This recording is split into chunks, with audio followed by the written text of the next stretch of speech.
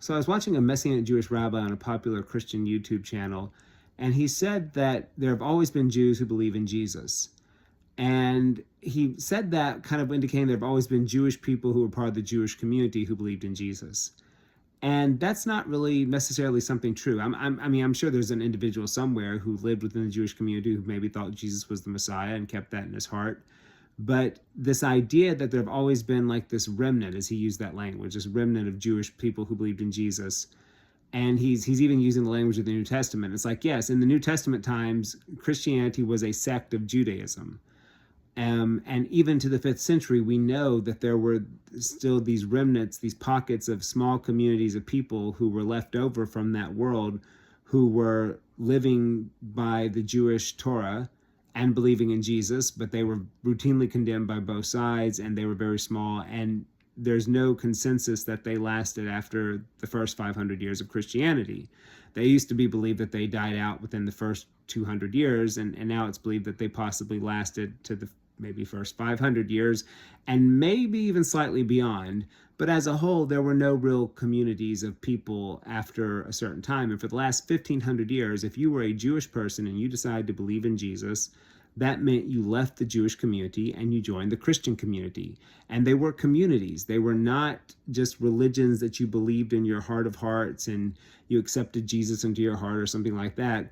You were a part of an ethno-religious community. Oftentimes people think of Jews that way. They think of us as like an ethnic religious entity. And that's true, but so are most other religious groups. I mean, up until recently, Roman Catholicism in the United States was often thought of as being associated with a host of ethnicities and not associated with a host of others. Similarly with Lutheranism, Anglicanism, or in the United States, the Episcopal Church. And there's this idea that religion is just something that you believe, but it's traditionally being part of a religion is part of a community, is being part of a people. And Jews, we often, again, people acknowledge that with us, but they don't necessarily acknowledge it with each other. And I see it lately with like a lot of people who've converted to Roman Catholicism.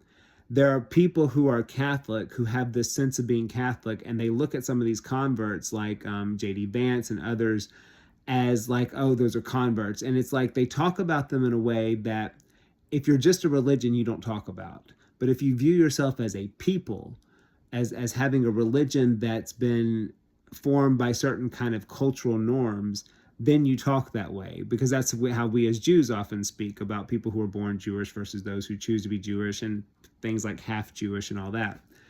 And what's interesting is that, you know, there have always been Christian people who chose to leave the Jewish community to become Christian. That's true.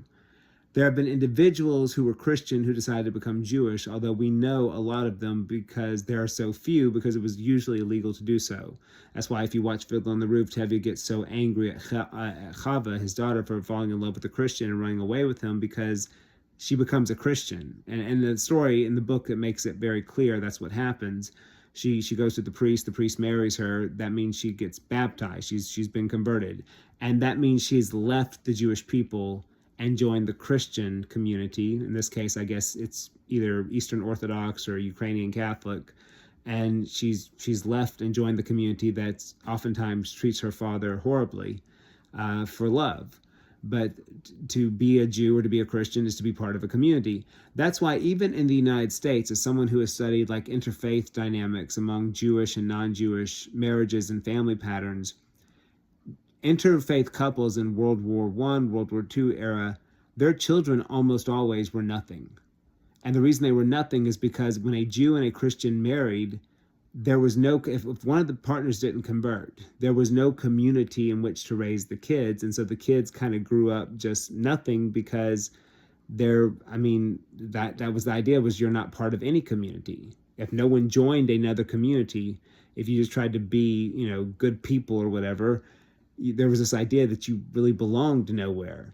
And it wasn't until the last like 50, 60 years where people started saying, okay, we can take people from interfaith families, we can raise them with an identity associated with our communities. But for a long time, that was not the option in most of human history. And this idea that there's always been Jews who believed in Jesus, people who were born Jewish who decided to convert to Christianity, yes, that has happened. That has happened throughout history. But the idea that they somehow maintained or stayed Jewish is wrong. And in fact, in a lot of history, people who were born Jewish who became Christian oftentimes use their knowledge of Judaism kind of to spark, at best, anti-Judaism, and at worst, just plain old anti-Semitism amongst Christian people. Public Christianity, probably the most famous example.